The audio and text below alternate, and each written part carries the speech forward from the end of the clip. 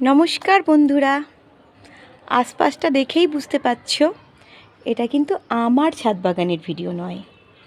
এসেছি পাশের বাড়ির এক দাদাভাইয়ের ছাদ বাগানের ভিডিও করতে।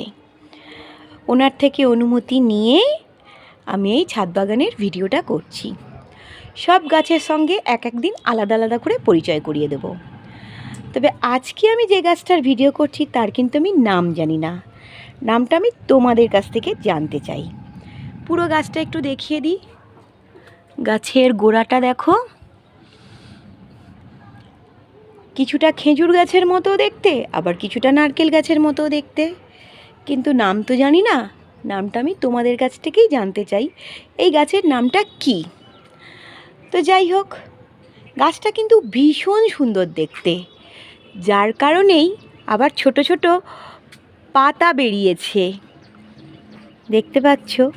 যার কারণেই তোমাদের সাথে শেয়ার না করে কিন্তু পারলাম না। এর সাথে প্রচুর অপরাজিতা গাছও জড়িয়ে আছে।